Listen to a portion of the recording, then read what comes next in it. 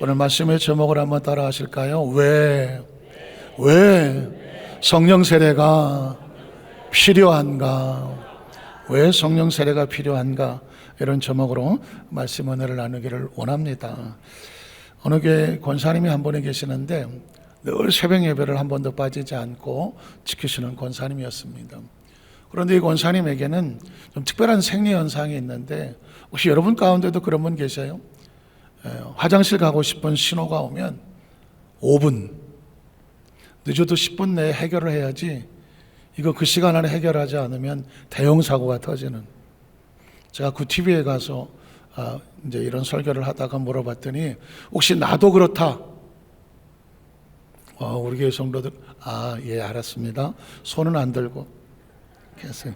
거기는 그 TV를 갔더니 젊은 자매가 손을 이렇게 들더라고요. 그러니까 각자 생리 현상이 다 다르기 때문에 어떤 분은 1시간 더 참고 어떤 분은 30분, 어떤 사람은 5분, 10분도 못 참는. 근데 권사님이 그랬어요. 그러니까 새벽에 일어나자마자 가장 먼저 화장실을 가야 돼. 그래야 안전하게 교회를 다녀올 수가 있어요. 근데 하루는 좀 늦게 일어났어요. 시간이 촉박해. 교회 가려면 걸어서 30분 걸어가야 되는데 안 되겠다 싶어서 일단 옷을 입고 교회를 먼저 갔어요. 예배를 드리고 나오려고 생각하는데 아무래도 불안해. 그래서 일단 집으로 가자. 그래서 걸어 나오는데 한 5분 좀 지났을까? 아이고, 신호가 왔어. 이거 빨리 5분 안에 10분 안에 해결 못하면 진짜 대형 사고인데 겨울이라 컴컴하고 아직 새벽이라 인적도 없고 막 컴컴한 상황, 화장실도 없는 상황입니다. 그때 마침 보니까 사람은 죽으란 법은 없어요. 현금 인출기. 그 옛날엔 부스가 있어갖고 꼭 옛날 변소 같이 보였던 거거든요. 와, 저기 가서 해결하면 되겠다. 그런데 해결을 하려면 뭐가 있어야 돼. 주위를 봤더니 벼룩심은 가판대가 쫙 있는 거예요. 그래서 그걸 한 보따리를 가슴에 안고 그리고 좌우를 살펴서 아무도 없는 걸 확인하고 현금 인출기를 부스 안으로 들어갔어요. 거기서 뭘 했냐고 묻지 마. 일단 해결을 했어요. 그리고 잘 싸서 집에 가서 이제 해결해야 되니까 가슴에 안고 바깥을 나와서 주위를 살펴보니까 다행히 아무도 없었어. 그래서 몇 걸음 이제 움직이는데 갑자기 뒤에서 우릉우릉 하면서 오토바이 소리가 들리는 거예요. 새벽에 무슨 배달을 하나? 신경 안 썼어요. 한참 안고 가는데 갑자기 뒤에서 손이 훅 하고 날아오더니 가슴에 있는 보따리를 탁 채가는 거예요. 딱 채가면서 이렇게 말하는 거예요. 할머니 죄송해요. 잘 쓸게요. 이 권사님이 순간 이걸 안 떨어뜨리려고 안고 가다 탁 채는 바람에 내 보따리 그러면서 이렇게 끝을 맺습니다. 집에 가서 펴보면 실망할 텐데. 제가 그 얘기를 들으면서 문득 깨달아지는 것은 뭐냐면 이 오토바이 2인조 강도가 새벽에 가다 보니까 웬 곱게 차려입은 할머니가 가방을 들었는데 주위를 두리번거린 다음에 현금 인출기로 들어가는 거예요. 야, 이게 뭐지? 이 새벽에? 들어갔더니 한참 있다 나와. 들어갈 때는 가슴에 아무것도 없었는데 나올 때 보니까 한 보따리를 안고 나와. 옛날엔 중요한 물건을 항상 신문지에 쌌어요. 신문지에 싸고 나와. 2인조 강도들이 볼 땐 뭘로 보여요? 야, 저 할머니가 원체 많은 현금을 인출하려다가 보니까 사람들이 많을 때 가면은 혹시 위험하니까 아무도 없는 새벽에 혼자 몰래 나와서 그것도 한참 걸려서 한꺼는 저건 보나마나 무슨 보따리? 돈 보따리다. 그래서 형 저거 확실할 것 같아. 물어보지도 맘마 빨리. 그래서 어떻게 해요? 가가고 팍 낚아쳤어. 가면서 할머니 죄송해요. 잘 쓸게요. 전 그 얘기를 들으면서 이 오토바이 2인조 강도는 왜 그 권사님의 품에 있는 보따리를 돈 보따리로 알았을까? 원래 무슨 보따리인데 말하기도 힘들잖아요. 왜 그랬을까? 사람은 사실보다는 있는 그들의 사실보다는 자기가 생각하고 상상하고 그럴 거야 의뢰 짐작하고 자기가 가지고 있는 감각이나 촉이나 경험이나 이런 것들을 사용해서 믿으려고 하는 경향이 있어요.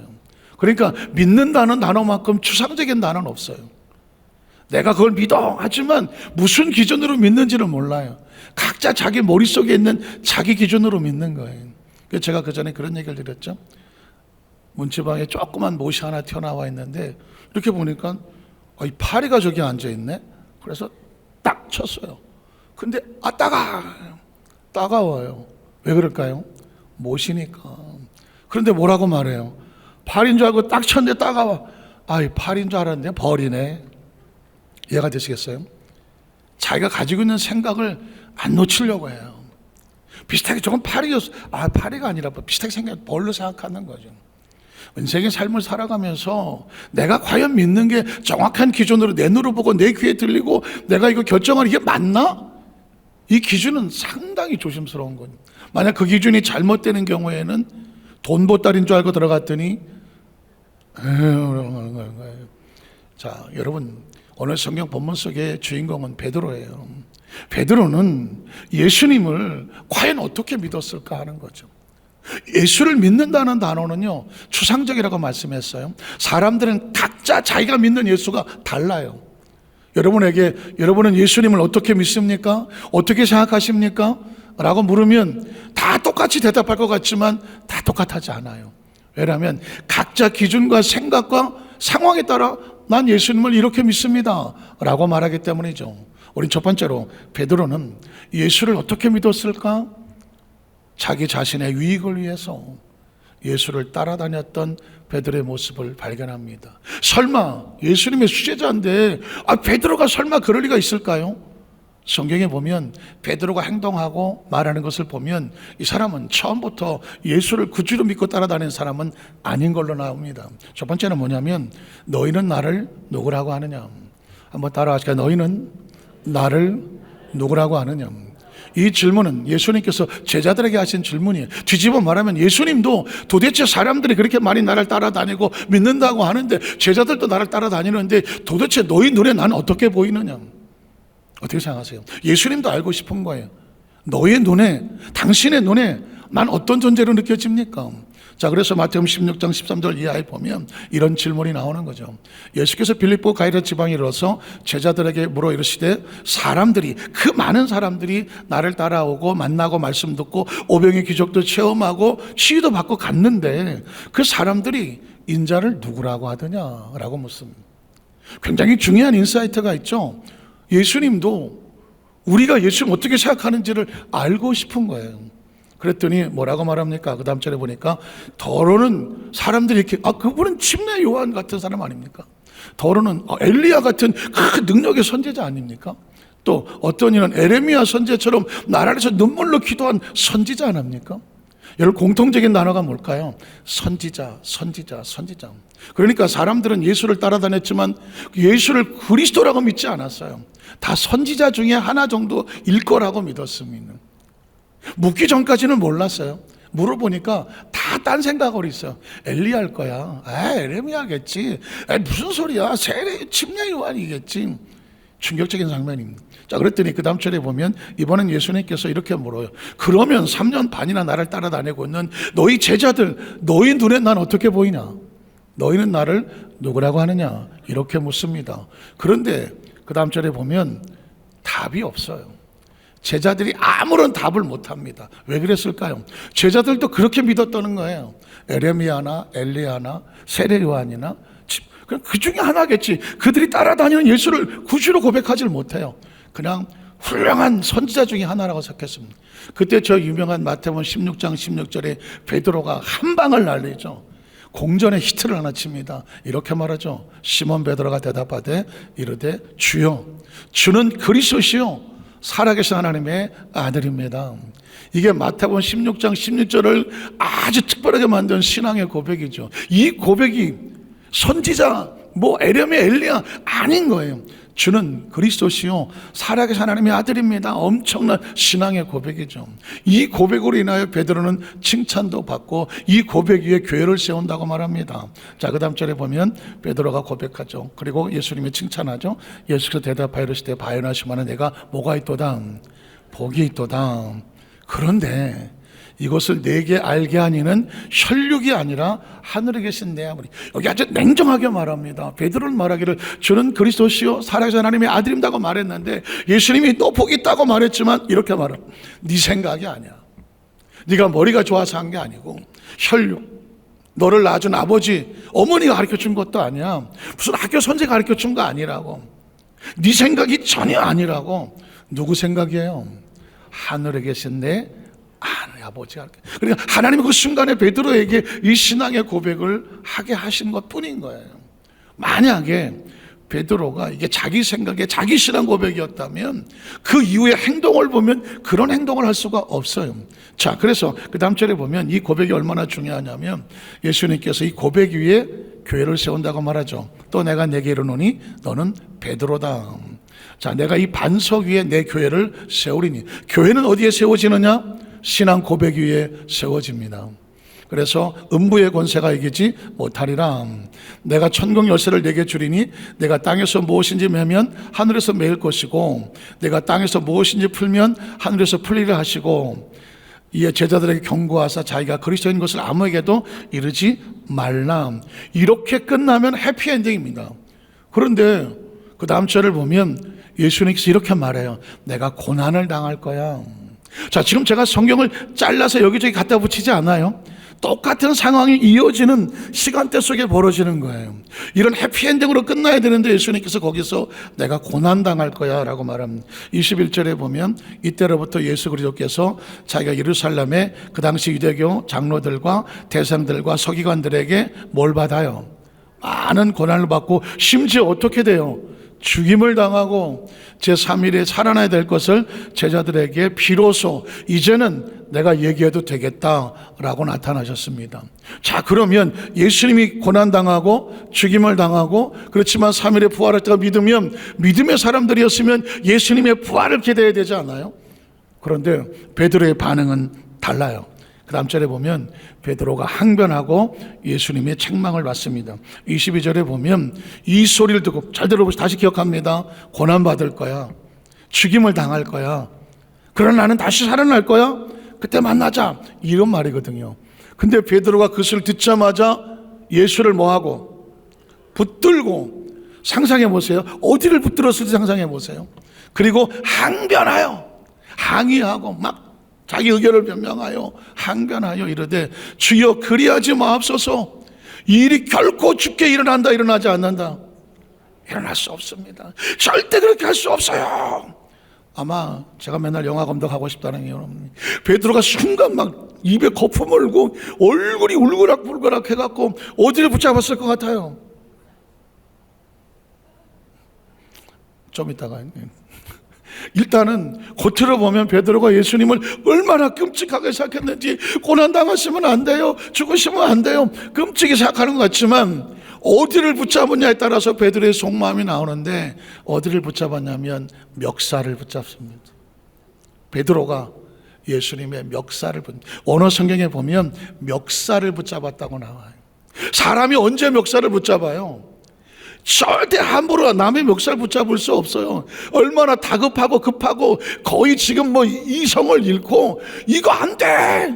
오로지 감정에 쌓여서 예수의 멱살을 붙잡고 흔들어 제끼면서 항변하고, 주여 그렇게 하실 수 없죠. 그렇게 하면 안 되죠. 그러면 우리가 뭐가 되겠습니까? 왜 이랬겠어요?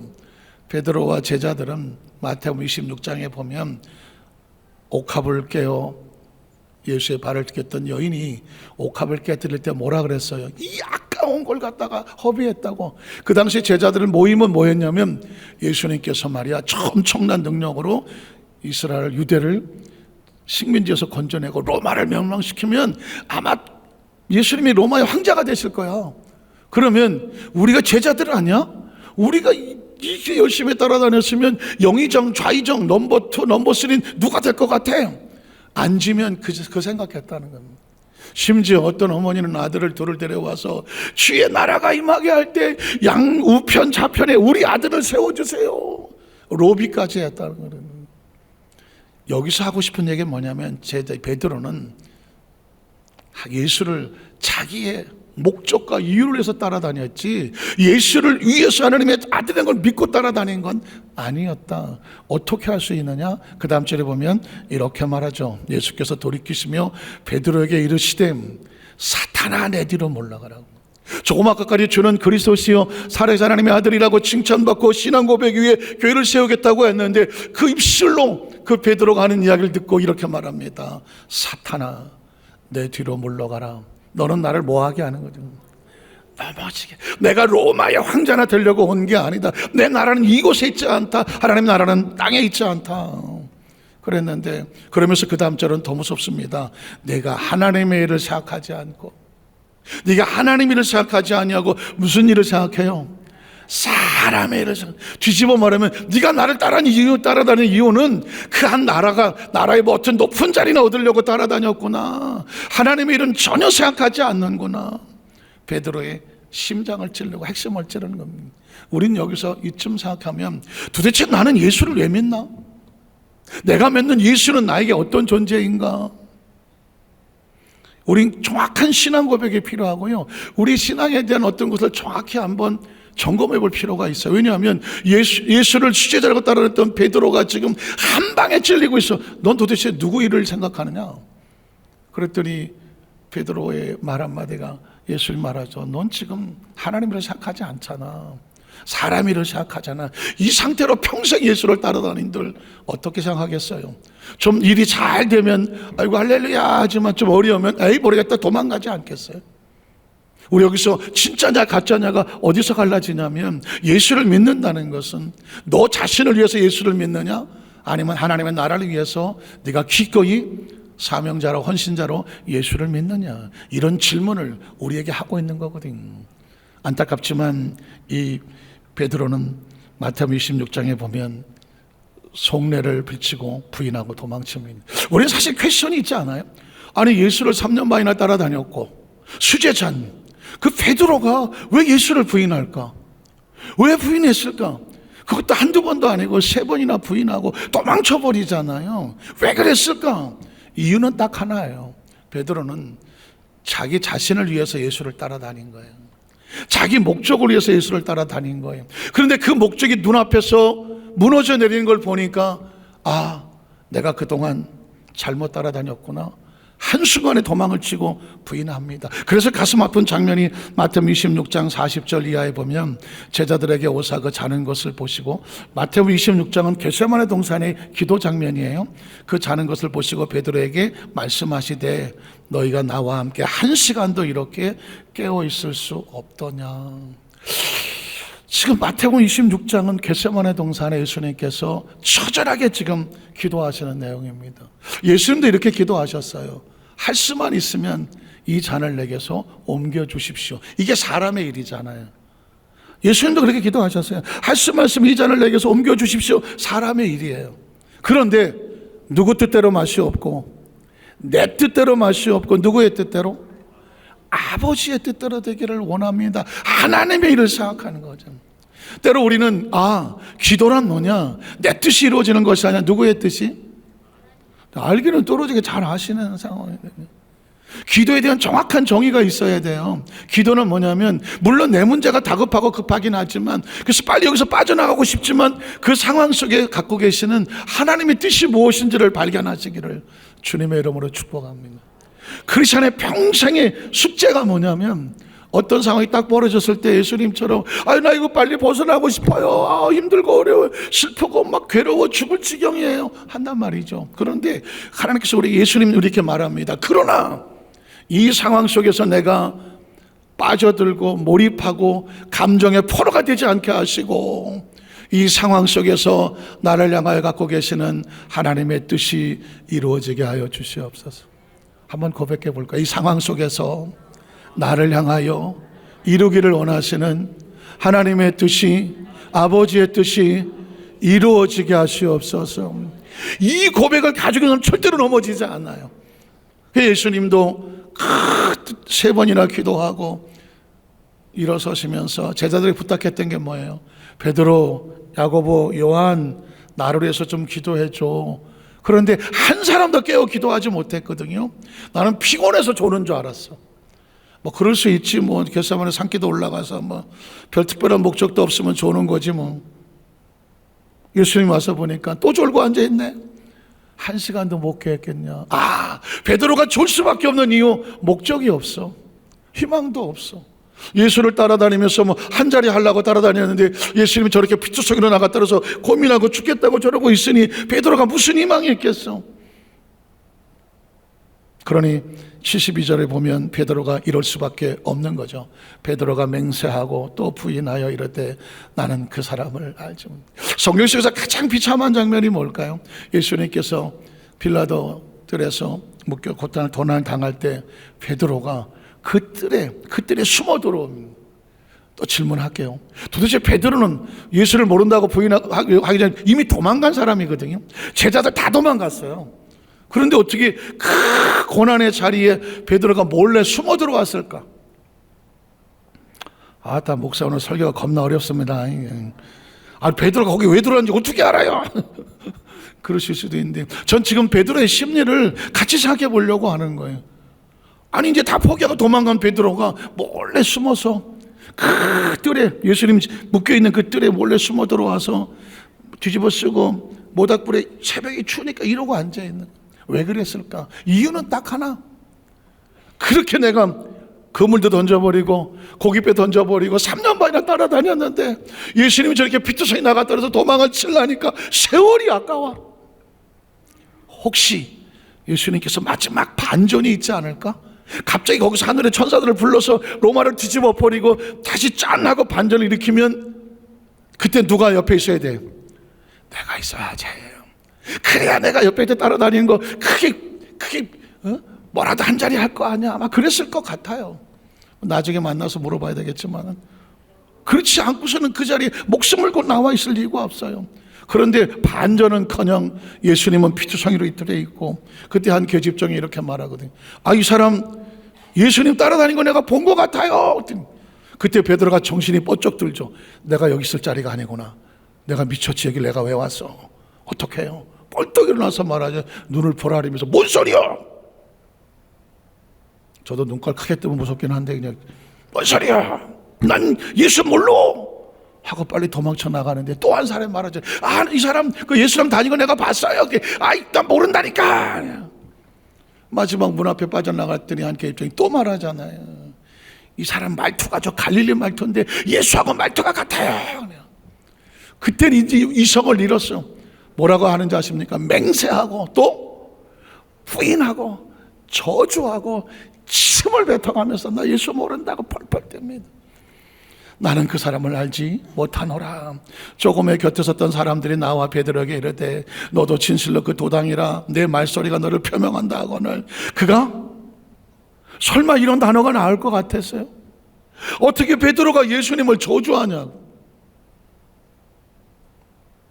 예수를 완전히 포기하지 않으면 저주할 수 없는. 이미 베드로는 예수를 완전히 포기한 거예요. 왜? 나 살려고. 저주하고 맹세하여 이르되 나는 그 사람을 알지 못하노라. 곧 닭이 울더라.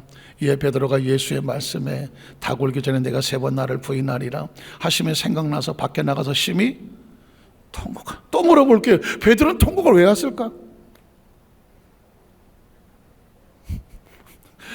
그런 거 자꾸 묻지 말라고 그러시는 베드로는 왜 통했을까? 우리가 얼핏 생각하기에는 미안하고 뭐 죄송하고 자기가 그냥 뭐 그런 생각도 있겠지만 제가 볼 때는 베드로가 그런 통곡도 있겠지만 내가 볼 때 베드로는 그랬을 것 같아요.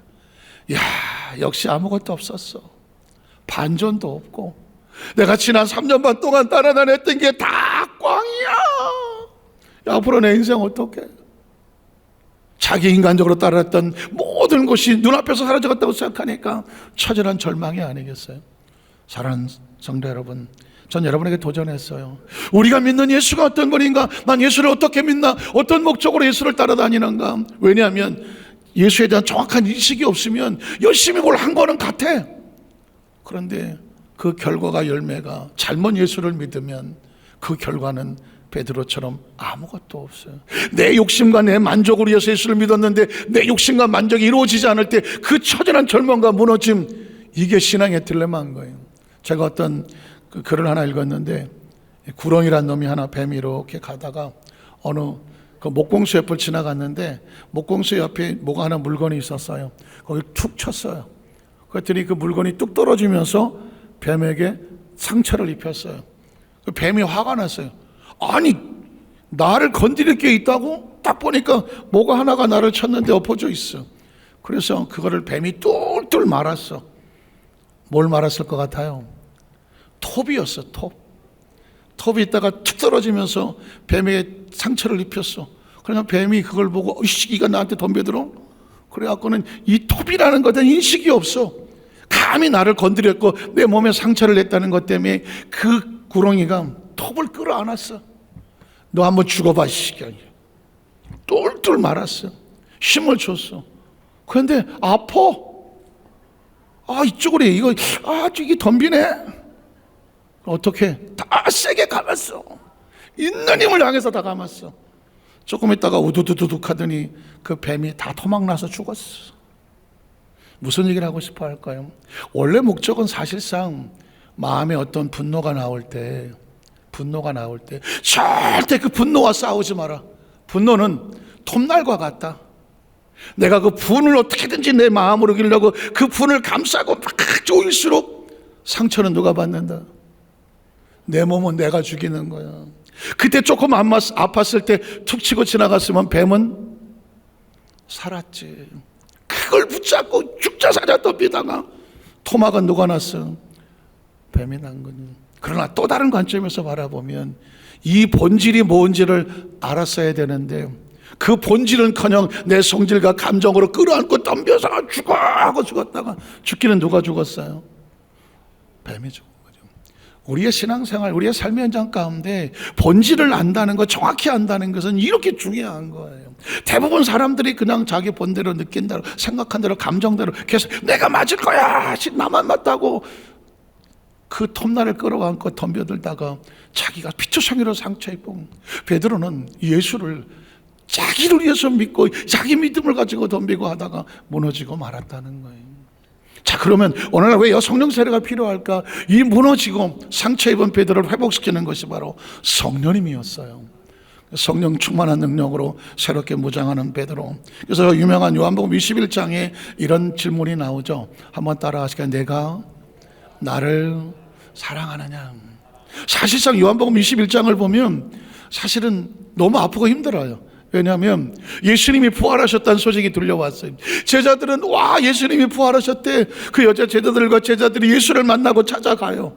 근데 한 제자들이 와서 이렇게 말해요. 베드로, 형님, 주님이 부활하셨다는데 우리 가야 되지 않겠습니까? 제가 군대 생활을 광주에서 해갖고 제가 호남 사투리를 조금 배웠습니다.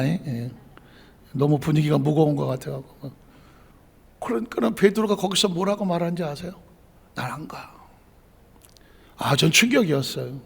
예수를 모른다고 부인하고 배분했으면 예수님 부활하셨잖아. 그러면 제일 먼저 가서 무릎 꿇고 손 들고 죄송하다고 잘못했다고 비례될 사람이 누구야? 베드로잖아. 근데 베드로는 말해, 나 안 가. 지금 이제 가서 내가 뭘 하겠어? 베드로는 역시 아직까지도 그는 예수를 자기 유익을 위해서 믿었고 그가 예수가 부활했던 모든 내 유익이 없다고 생각하니까 베드로는 이렇게 말해요. 난 안 가. 그냥 고기나 잡으러 갈래. 그리고 보따리 싸들고 디베레 바닷가에 고기 잡으러 갔습니다. 근데 그 베드로를 예수님이 찾아오셔. 그 새벽에 찾아오셨어. 그리고 이렇게 질문해. 바요나 시몬아, 네가 여기 있는 많은 사람들보다 나를 사랑하느냐? 그게 요한복음 21장 15절에 나오는 거예요.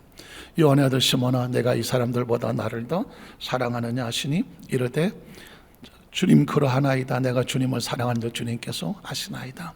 이르시되 내 어린 양을 먹이라 하시고. 사실은 이 장면 배경 속에 예수님의 마음과 베드로의 마음이 서로 이렇게 부딪히면서 엄청난 눈물이 나는 거예요.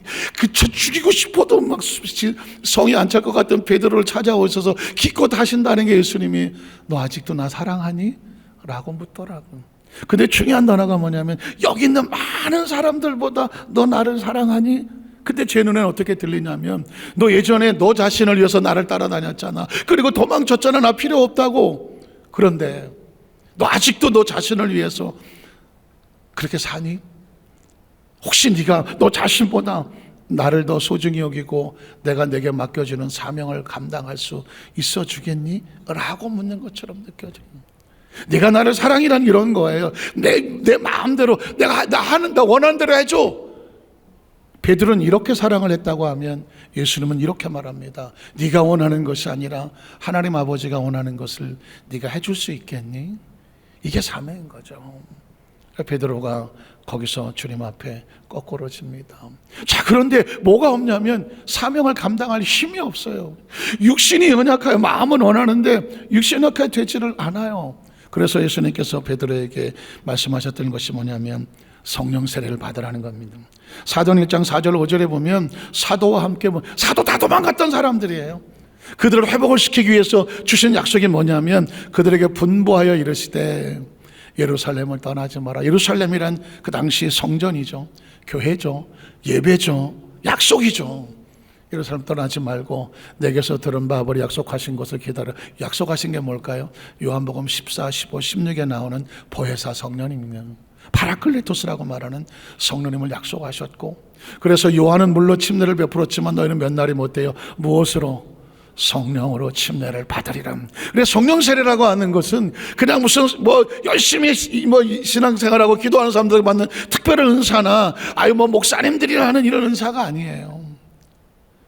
예수를 정확하게 믿고 말씀과 믿음대로 따라갈 수 있는 그 힘을 얻을 수 있는 것이 뭐냐? 성령 세례예요. 성령 세례. 예수님은 그래서 베드로와 그 모든 이들에게 지금 약속하는 겁니다. 너희는 몇 날이 못 되어 성령으로 침례를 받을 것이다. 그래서 이 처절함을 알았던 그 제자들이 모여서 한 건 딱 하나밖에 없어요. 한번 따라하시까? 오로지 기도에 힘쓰더라. 우리가 왜 기도하는가? 성령님이 내 안에 오셔 역사하시도록 운행하시는 그 통로가 뭐냐면 기도였어요. 13절 14절에 보니까 들어가 그들이 요한은 다락방으로 올라가니 베드로 요한 야고보 안드레와 필립 도마 바돌로메 12제자죠. 마테오미 알페의 아들 야고보 셀로닌 시몬 야고보의 아들 유다가 다 거기 있어서 뭘 했을까? 여자들과 예수의 어머니 마리아 예수의 아들과 더불어 마음을 같이하여 딱 하나밖에 없어. 오로지 뭐 하더라?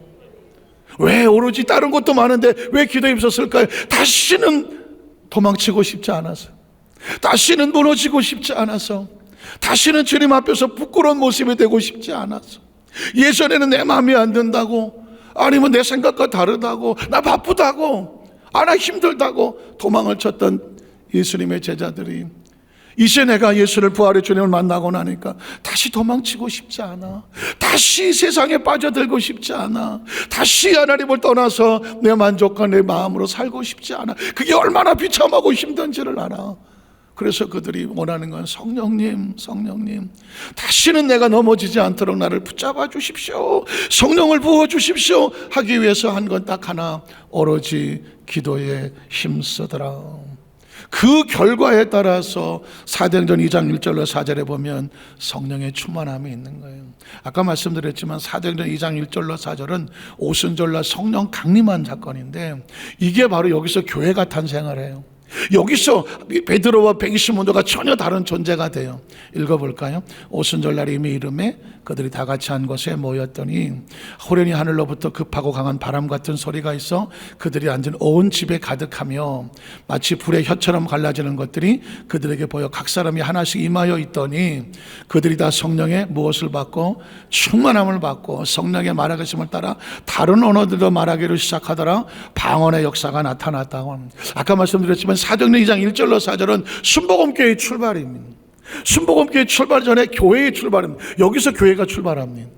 왜냐하면 그때 120문도들이 성령 세례를 받고 나가서 가는 곳곳마다 복음을 전하기 시작을 합니다. 특별히 베드로는 유대 지역에, 그리고 바울은 로마까지, 그 로마에 간 복음이 전 세계로 유럽으로 가고, 유럽에서 미국으로 가고, 미국에서 중국으로 가고, 동남아시아로 가고, 그리고 대한민국까지 와서 그 성령의 역사가 나타난 거거든요. 그러니까 교회 탄생은 사도행전 2장 1절로 4절인데 뚝 떨어진 구절이 아니라 앞에 있는 그 부분이 쭉 연결돼서 사도행전 2장 1절 4절 여기까지 온 것.